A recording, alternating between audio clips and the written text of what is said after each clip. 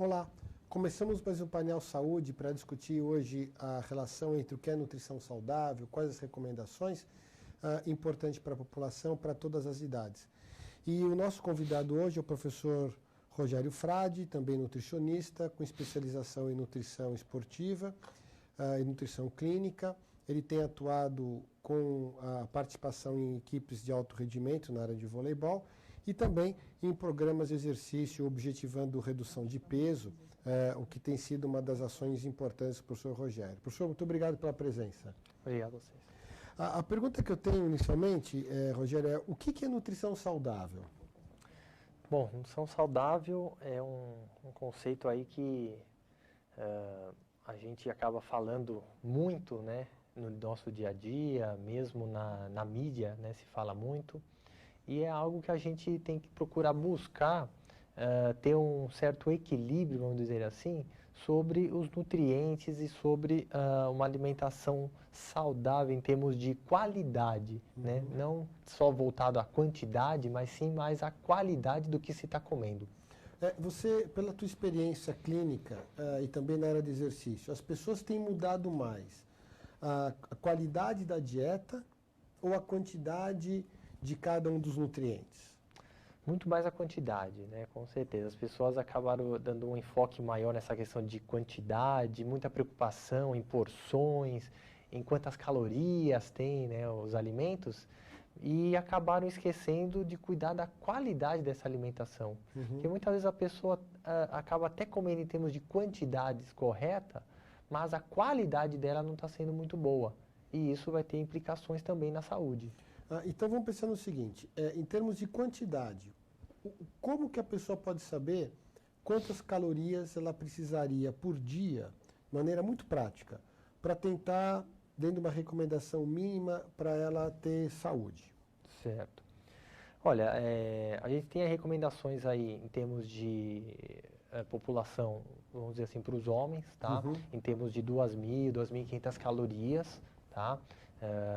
Claro que isso vai influenciar se faz atividade física ou não, né, de uma forma geral. E para as mulheres aí ficando em torno de 1.800 a 2.000 calorias, tá?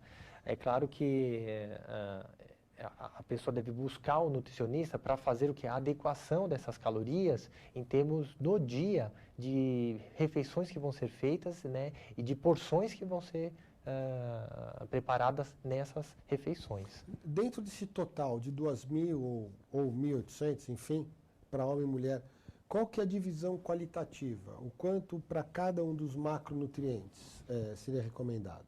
Tá. Você tem uma divisão, assim, primeiramente tem, em termos de refeições, dias, em termos de 6 refeições por dia seria uma divisão adequada, tá?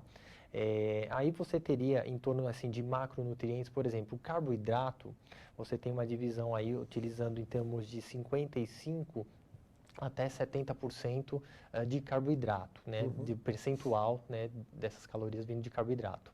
Você tem de 10 a 15% vindo de proteínas e você tem de lipídios aí trabalhando em torno de 15 até 30%. Tá? Então o nutricionista vai fazer essa divisão, né, para fechar o 100%, né, de acordo aí com essas recomendações. Agora, as pessoas não fazem, por exemplo, 6 refeições. Muito difícil. Muito pelo contrário, às vezes até o intervalo entre as refeições é muito longo. Qual é o problema que isso tem para a saúde? Certo. É muito comum realmente as pessoas acabarem fazendo 3 refeições ao dia. Eu já peguei caso de até 2 refeições somente ao dia. Sim. Né?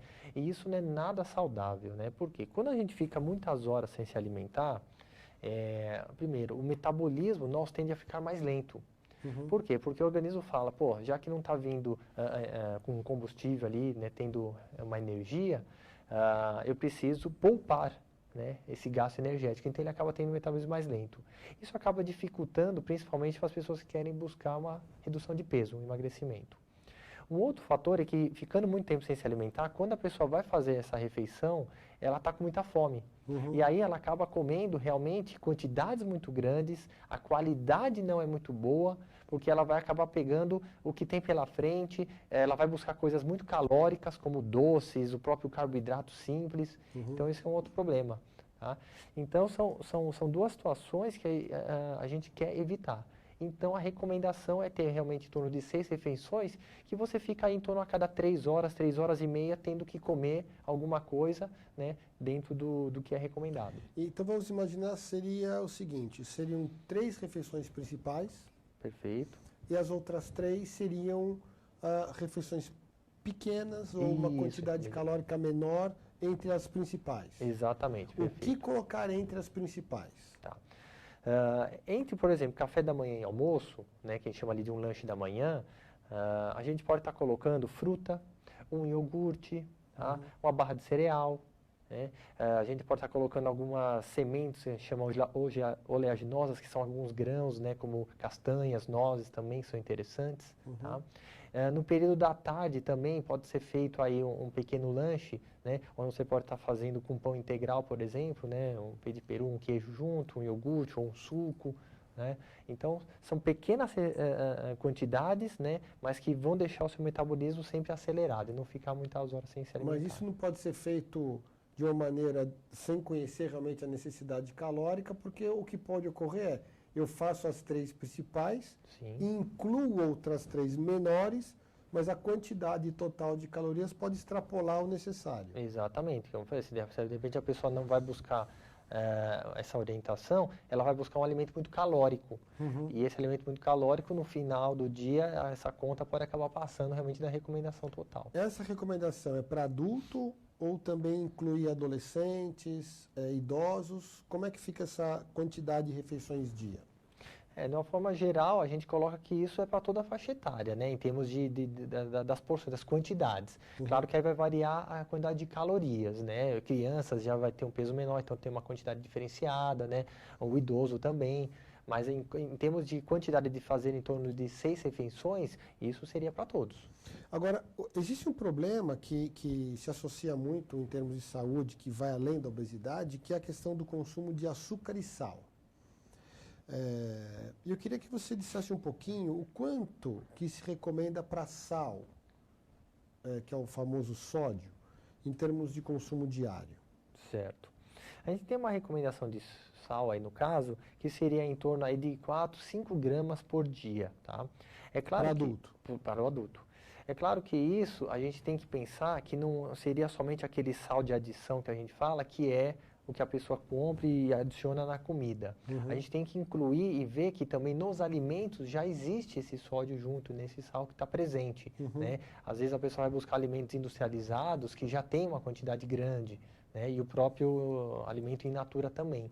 Então, o cuidado que se deve ter é realmente da adição, que tem que ser realmente muito bem controlado, né? Para realmente não extrapolar. Só para ter uma ideia, a média da população brasileira de consumo é em torno de 10 a 12 gramas diária, é muito alto. Então chega a ser mais que o dobro quase. Né? Agora, e qual a implicação do açúcar excessivamente? Obviamente sabe da obesidade, enfim. Mas tem algum agravo do consumo excessivo de açúcar enquanto um componente de tempero, de equilíbrio em termos de sabor para o alimento? Do açúcar em si, então, realmente, além das questões calóricas que são muito altas, né, a gente fala que são calorias até vazias, porque o açúcar ele só está fornecendo a glicose em si e não tem vitaminas, não tem minerais, né, não tem nada junto. E, além disso, tem muitos estudos mostrando também que esse excesso de consumo de açúcar, né, no nosso dia, além de problemas, né, que a gente falou, de diabetes, às vezes, né, obesidade, ele também pode atrapalhar a questão assim, de absorção de algumas vitaminas. Né? Você tem aí problemas metabólicos também, né, fisiológicos, né, que incluem, às vezes, futuramente de circulação, ligado até à osteoporose também, né, a osteopenia, que é o início da osteoporose, também tem essa ligação. Então, realmente, o consumo de açúcar está muito alto. Né? As pessoas acabam realmente extrapolando as recomendações facilmente. Agora, esse excesso de açúcar, por exemplo, ele está naquele alimento industrializado ou ele está no fato de adoçar, muitas vezes, um suco, excessivamente um café ou um doce como forma enfim, de sobremesa ou até beliscar entre as refeições? Aonde que esse açúcar parece que mais impacta na vida das pessoas, Rogério? Olha, você acaba tendo as duas formas, né? Porque num alimento industrializado, né, você pega, por exemplo, um doce, bolachas, né, recheados, os próprios sucos, eles têm uma quantidade muito grande de açúcar. Claro que aí você pode até optar pelas outras versões, como o diet, né, onde você vai ter a substituição do açúcar pelo adoçante. Mas se for o normal, então a quantidade que já vem é muito grande. A outra questão é realmente o adicional, que as pessoas acabam incluindo, por exemplo, num suco, num café, vai preparar um doce e coloca uma quantidade já grande realmente de açúcar. Então, se você somar o que ela está usando adicional mais o que ela já consome no industrial, isso realmente é uma quantidade acima e isso, muito provavelmente, futuramente, a pessoa não se cuidando pode vir a ter alguns problemas. Agora, a questão da palatabilidade, indo nessa mesma linha do açúcar, do sal, eles contribuem para deixar o alimento mais palatável? Olha, acabam até contribuindo, né? Não é uma justificativa para se usar em tamanho excesso, tá? Você até, por exemplo, em termos de sal, você até pode diminuir a quantidade e usar alguns outros temperos que a gente fala naturais, né? Ervas mesmo, que acabam realmente realçando esse sabor, sem ter a questão do sal em si. Do açúcar, a mesma coisa, porque o açúcar, é até interessante essa questão do paladar, porque é meio que assim, a gente não nasce com essa necessidade de consumir o açúcar. Então é meio que um vício, né, que a gente vai adquirindo durante, né, principalmente a infância, né? Muitas vezes quem cria as crianças já vão adicionando esse açúcar, às vezes até em mamadeiras, né, dando suco com açúcar, muita coisa, e isso já vai criando esse hábito, esse paladar. Então, realmente, já é essa questão que você comentou. O paladar já é adocicado, então você está sempre querendo buscar mais. Mas isso você pode reverter. Você pode ir aos poucos e diminuindo essa quantidade de açúcar no seu dia a dia e o seu paladar, vamos dizer assim, vai regredindo. Você vai adaptando a menor quantidade de açúcar. Mas para isso precisa ter um fator educacional importante em termos de o quanto é necessário e por que está usando toda essa quantidade. Exatamente, muito. E realmente, você falou bem, essa questão educacional, de muitas vezes estar buscando um profissional, ou então programas que se tem aí para você ter essa orientação e a pessoa ir aos poucos ir reduzindo essa quantidade, porque muitas vezes sem o fato de realmente ter o conhecimento, ela acaba usando achando que não tem mal, ou que realmente é aquilo que vai dar somente um sabor, né? Você pegar um exemplo, sucos de fruta. As frutas já têm um açúcar natural, né, que é chamado frutose. Então não haveria necessidade, na maioria dos sucos, por exemplo, adicionar o açúcar, né? Não precisaria, mas por uma questão de, às vezes, ter aquela questão muito docinho, do paladar já está realmente aquele vício, acaba se usando. E como é que fica, então, a questão dos sucos que já são industrializados? Porque ali, sem dúvida nenhuma, tem uma quantidade maior de açúcar. Tem. Você tem realmente quantidades muito grandes nesses sucos concentrados, né, de açúcar, e aí você ou vai ter que ir para uma versão que muitas vezes seria a versão diet, né, ou light, onde eles reduzem essa quantidade de açúcar, às vezes até substitui pelo adoçante, ou, no caso, você pode até diluir esse suco, né, com água, para tentar minimizar um pouco essa questão de você estar ingerindo muito açúcar, né? Então, pode ser uma opção. Existe, Rogério, alguma regulamentação da Anvisa ou de algum órgão governamental em relação a essa quantidade de açúcar, de sal nos alimentos industrializados? Então, você tem, que temos questão de sódio, né? Até nos rótulos vem, né, sempre lá a quantidade, tem que ter, né, de sódio tudo, mas não especificamente o quanto, por exemplo, de açúcar tem que ter, ou um valor máximo, vamos dizer assim. Isso não tem. Né? Isso não tem. Então, o que tem apenas é a informação nutricional que tem que estar presente daquele alimento, a quantidade de sódio, carboidrato, proteína, né, açúcares em si, isso sim. Mas não uma regulamentação que põe, existe um teto máximo, um limite máximo de sódio, de açúcar para esses alimentos. Isso não.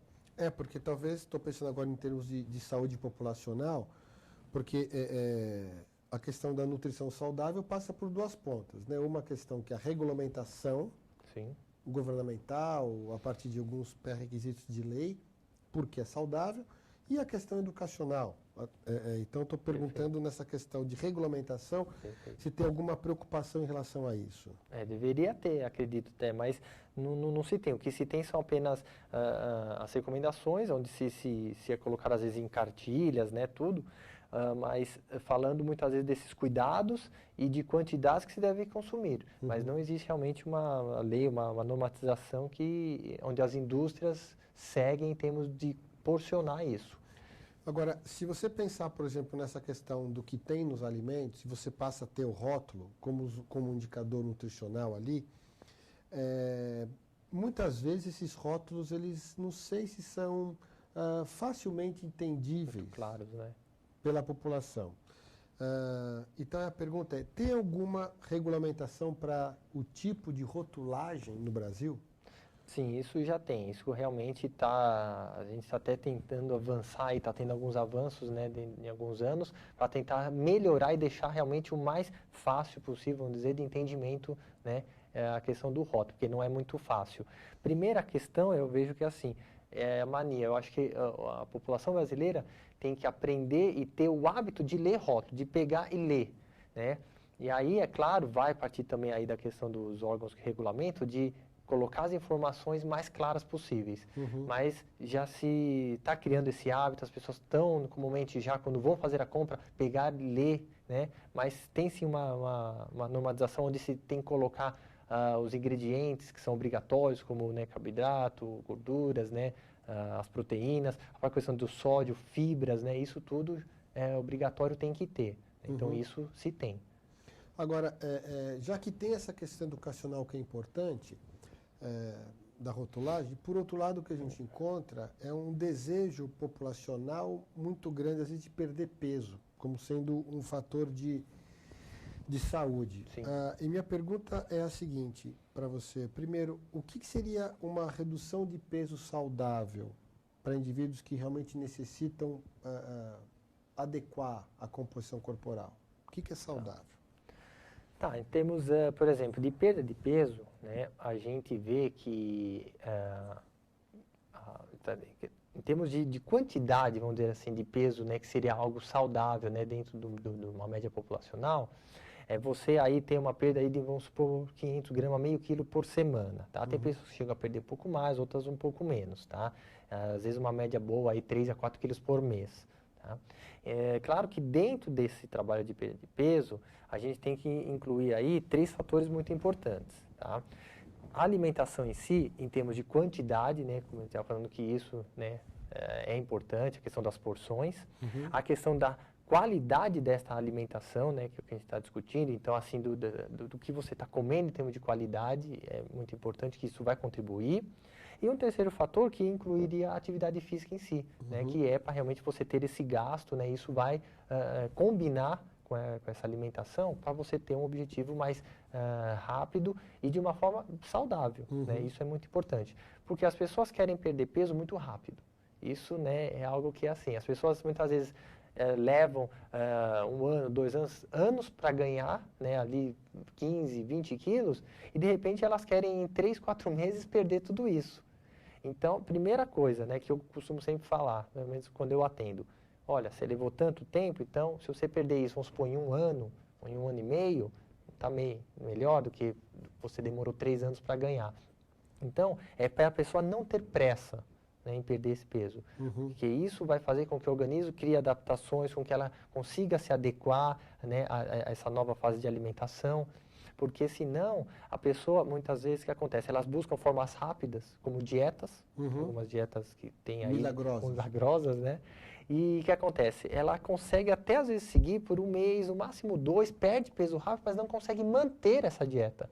Aí ela volta a comer o que estava comendo antes, ganha peso de novo, ganha até mais, e fica nessa questão do efeito sanfona, que é bem falado, né? Então, veja só, então teria uma pergunta provocativa para você. Como que esse tipo de dieta milagrosa é bastante conhecida e reconhecidamente ineficaz, como que nenhum órgão governamental coloca ou até impede ou até explicaria para a população os riscos dessas dietas milagrosas? Porque você encontra esse tipo de recomendação de dieta milagrosa, perdendo muitos quilos em pouco tempo, nas revistas, em banca de jornal, em programas de televisão, como se tem agora esses programas todos que ficam estimulando inadequadamente e até com muito pouco esclarecimento científico o que é exercício saudável, o que é nutrição saudável, e as pessoas da população, enfim, elas não conseguem interpretar isso de uma maneira, até por não conhecerem, claro. Então, minha pergunta é, já que se sabe que tudo isso é problemático em termos de saúde, por que é que nós não poderíamos, através de conselhos de classe, criar situações mais esclarecedoras para a população? O que você pensa sobre isso, Rogério? Isso é algo que é bem complicado, assim, mas é uma situação real, realmente. A gente vê muito isso, né, na mídia aí, a gente falou revista, né, televisão, internet, né, hoje com a facilidade, e realmente não se tem uma regulamentação disso, né?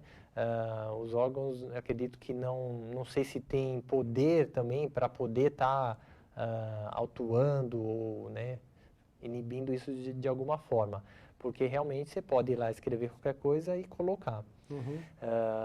Então isso é algo que acho que deveria ser pensado, começado a se pensar, né, dentro desses conselhos, né, que trabalham aí com educação física, com nutrição, tudo, para realmente tentar melhorar isso. Outro fator é que muitas vezes envolvem também empresas multinacionais, né, às vezes muito grandes também, que têm muito interesse nisso e fazem publicidade muito grande, e tem então um fator político, envolve muito dinheiro e tudo e tal, que também tem essa questão. Tá? Então eu vejo que é algo, sim, preocupante, né? Mas acho que em vez da gente tentar combater, acho que de uma forma mais agressiva isso, acho que é legal fazer o contrário. Os conselhos, nós profissionais da área de saúde, estimular a população, né? Pegar aí, às vezes, algumas campanhas que tem, feito em parques e tudo, pegar esse lado positivo e informar cada vez mais a população, né? Por exemplo, como esse programa, ou às vezes fazendo mesmo artigos, né? Em revistas não científicas, né? Que são muito fechadas para a população, né? Mas em revistas mesmo abertas e ter essa contribuição também.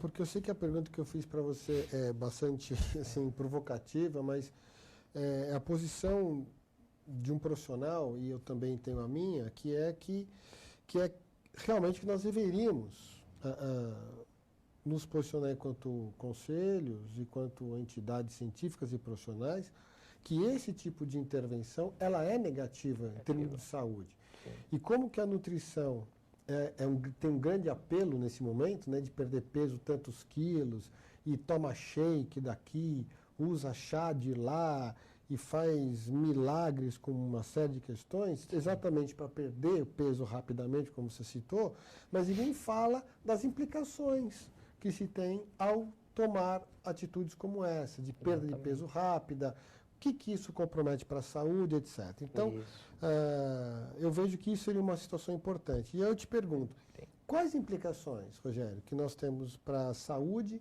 populacional caso alguém resolva fazer ou buscar pelas ações milagrosas, entre aspas, dessas dietas ou enfim? Certo. Então, realmente, o que vai então acabar acontecendo né, só para completar essa parte, o que a pessoa vai acabar tendo somente essa informação, porque como não tem lá os possíveis efeitos colaterais, vamos dizer assim, os malefícios que causa, isso daí não vai estar escrito lá na revista onde for.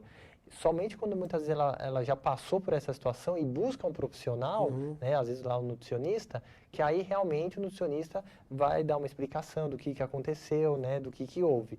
E realmente, o que a gente vê muito, né, nesses casos? Quando a pessoa perde peso muito rápido, isso acaba sendo muito agressivo para o organismo, ele entende isso como algo agressor. Então, essa perda abrupta de peso, né, primeiro, a pessoa não mantendo essa dieta porque ela não consegue, porque às vezes é uma restrição muito grande de calorias, né? Às vezes se restringe, por exemplo, carboidrato, que é um nutriente muito importante. Então a pessoa acaba tendo aí alguns sintomas, como por exemplo dores de cabeça, né? Falta de disposição no dia para trabalhar, ou mesmo para fazer a sua atividade física. tá? Ela acaba tendo fraqueza, né? Ela acaba tendo, às vezes, problemas com insônia também. Então, são várias situações onde essa dieta de perda de peso muito rápida acaba influenciando na saúde.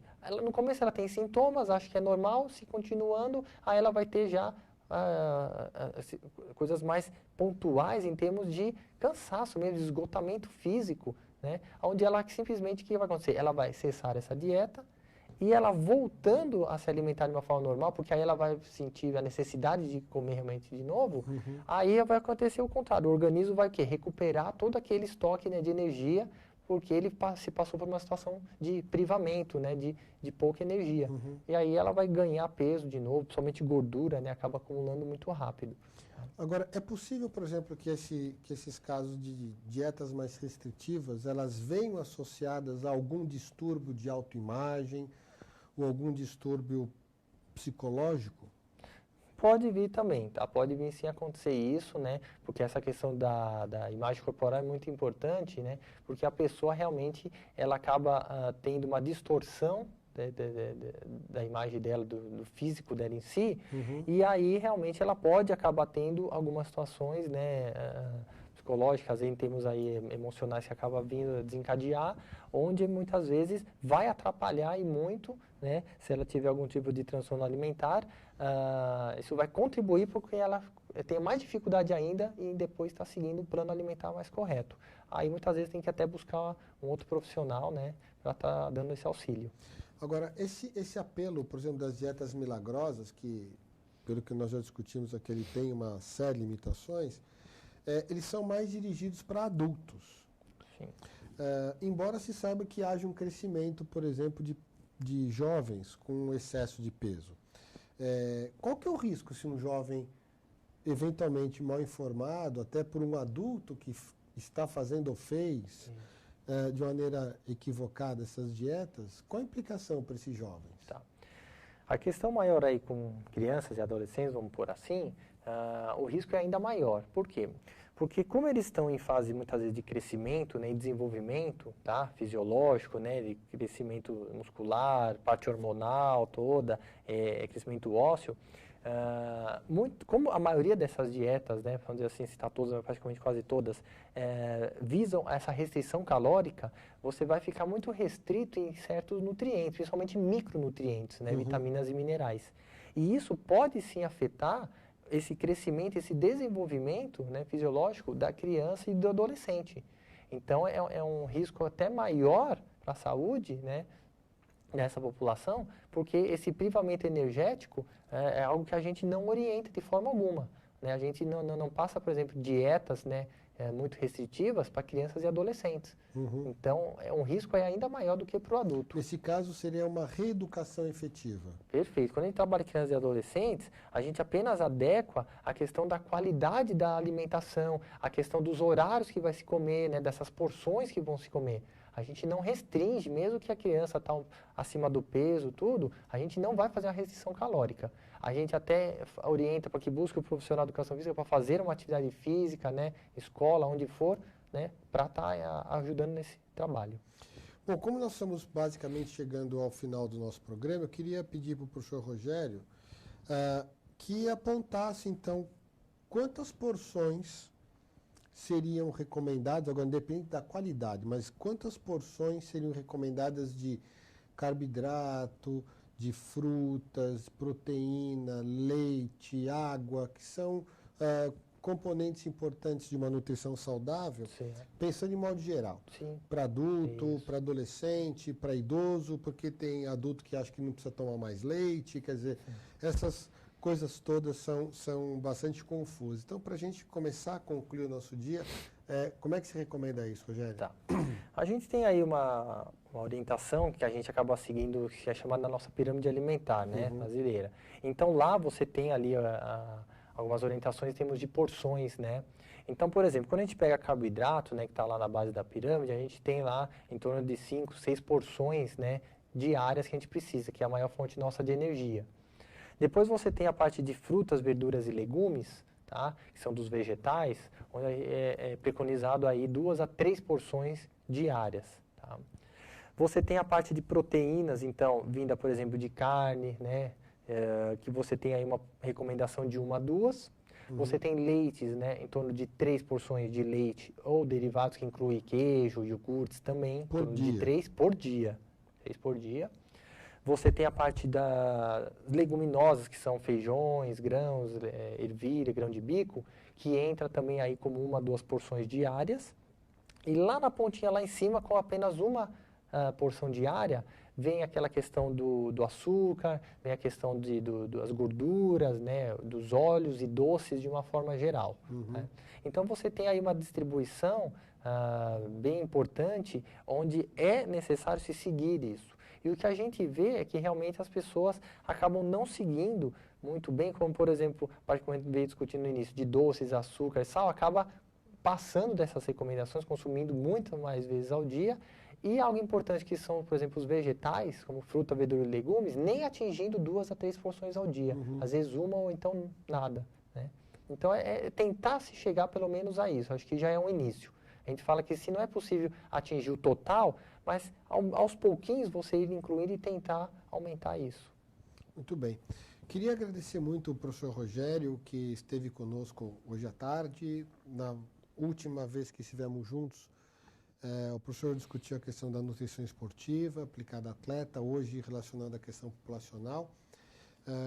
Lembrando que sempre é muito importante uma alimentação saudável, e quem tiver interesse, dúvidas, que gostasse ou pense em fazer uma nutrição melhor, até gostaria de deixar o contato do professor Rogério, para que ele inclusive faça suas considerações finais, e bem provável que nós tenhamos uma próxima oportunidade num momento futuro para tentar discutir um pouquinho mais essas relações ligadas à população brasileira, só para adolescente, ou só para adulto, ou só para idoso, o que seria importante em termos de nutrição. Professor, queria agradecer a sua presença, pedir que você deixe o seu contato, obviamente, para os nossos internautas, e publicamente aqui te parabenizar e desejar muitas felicidades para você, para sua esposa e para a Luísa, que agora o professor, ele é pai, né? A nenê chegou há alguns dias, a Heloísa faz 3 dias que está conosco, que deixa a família e os amigos sempre felizes. Então, queria que você fizesse as considerações finais e já antecipadamente agradecendo sua participação. Tá ótimo, muito obrigado. Bom, como recomendação final, sempre eu coloco, né, a importância, então, de estar buscando aí uma orientação, né, principalmente de profissionais, tanto de educação física, né, como na parte de nutrição ou de outras áreas também, mas sempre buscando para tentar realmente focar a saúde em si. Né? As pessoas muitas vezes vão buscando os fins estéticos, mas se não tiver o embasamento, primeiro, buscar a saúde, né, dificilmente você atinge aí a questão estética também, se não se preocupar com a saúde, tá, em primeiro lugar. Vou deixar o meu contato, vou deixar um e-mail, tá? Se as pessoas quiserem entrar em contato, tirar alguma dúvida, né, alguma coisa. O e-mail é rogeriofrade, né, rogeriofrade, tudo junto, @ig.com.br. E agradecer também mais uma vez a participação, né, por estar aí com a gente aí mais uma vez. Muito obrigado, Rogério. Eu agradeço a todos os internautas que estiveram conosco nessa conversa importante e já ficam convidados para a próxima conversa daqui a alguns dias. Obrigado, tchau, tchau.